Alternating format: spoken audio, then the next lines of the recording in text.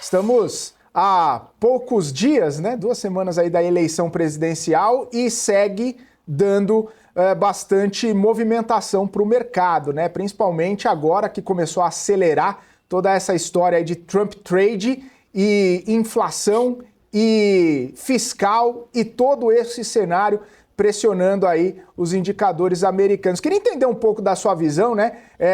Como que tá a expectativa e principalmente, né? Como que os investidores estão se movimentando, estão aguardando ou estão se posicionando para enfrentar essa reta final, já que, né, esse cenário acabou ficando bastante volátil e a gente percebe isso nos mercados, a gente percebe toda essa movimentação. Como que você está analisando todo esse cenário?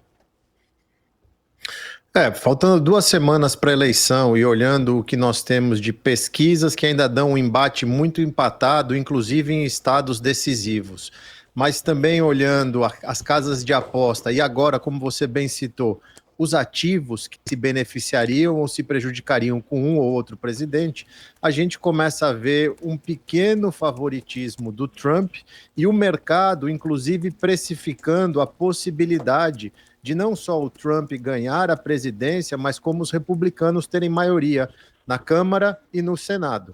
O que para o mercado não é muito bom, porque a política fiscal americana preocupa. O mercado parte do princípio que a forma do Trump combater o fiscal é ruim, a dívida americana está muito alta, ele quer pôr tarifa, o que levaria a uma inflação mais alta, ele quer dar incentivos via impostos, o que diminui a arrecadação.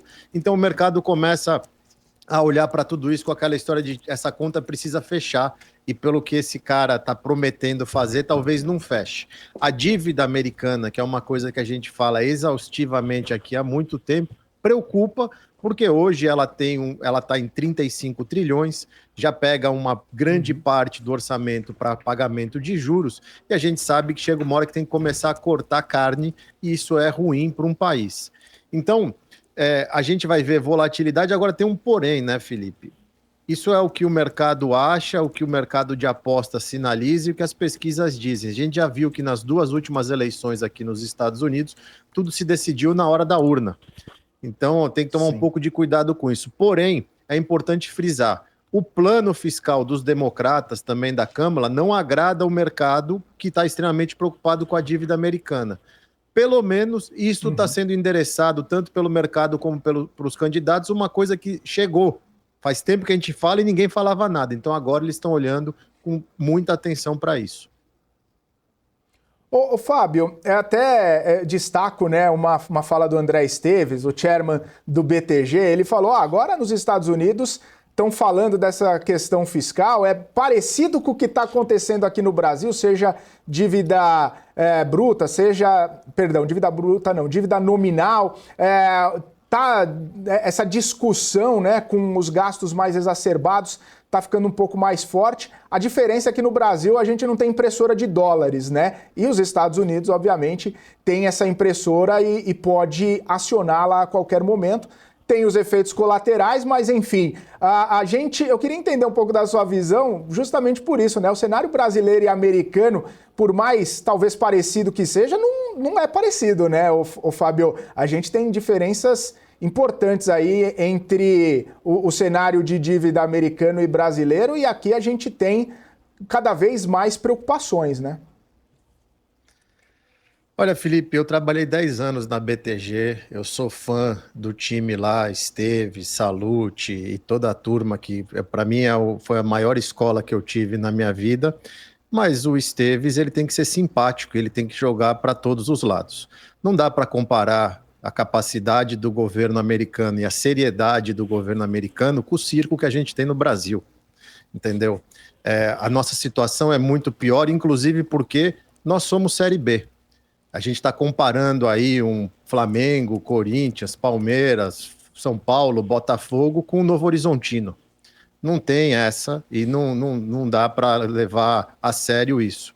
Os Estados Unidos, ele entende um problema, por mais que tenha essa demanda de dólar, é um problema que você pode ter certeza que nos próximos anos vai ser endereçado. E vai ser endereçado porque precisa ser endereçado. tem uma coisa aqui que é muito importante nos Estados Unidos, que é o orçamento de armamento militar, o orçamento de guerra. E esse orçamento está sendo extremamente prejudicado por causa dessa dívida. Isso é uma coisa que bate na popularidade de qualquer um que está na Casa Branca. Então, com o tempo, agora com a normalização da economia, com as taxas de juros caindo, essa dívida vai ser, não digo paga, mas vai ser resolvida e a situação fiscal vai ser melhor do que temos atualmente. Isso eu tenho convicção, eu moro aqui há 10 anos, eu olho para esse mercado há 25, então eu posso te falar, não vai ficar do jeito que está, os Estados Unidos não vai ser um Japão. Comparar com a situação do Brasil é diferente, né? Primeiro porque a gente tem um problema maior aqui no Brasil, que é não tem atratividade para trazer dinheiro, tem que levar juros. Se eleva juros, você leva o custo da dívida. Então é aquela coisa que você fica correndo atrás do rabo. O que precisa fazer aqui é muito simples. É o que você faz durante a sua vida toda, muito bem, ensinar as pessoas que têm que gastar menos do que ganha. Você podia ir lá em Brasília e ensinar essa turma a fazer isso. Olha, uma hora, se você fica gastando mais do que você ganha, você vai quebrar. E quando você quebra, diferente dos Estados Unidos, como você bem falou, que pode imprimir dinheiro porque tem demanda para dólar, aqui não tem isso. Aí você tem que começar a cortar coisas, né? Como a gente viu já tudo que está acontecendo no Brasil, vai ter que começar a cortar na carne. Mas eu não compararia com a situação americana. O que eu acho muito importante é que esse tema da dívida americana seja destaque mesmo entre os candidatos e entre o mercado, porque está chegando em níveis insustentáveis e que todo mundo fica fragilizado.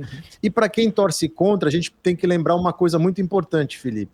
Hoje o mundo depende dos Estados Unidos. Se o mundo dependesse da China, olha a lama que a gente ia estar nos últimos 2 anos.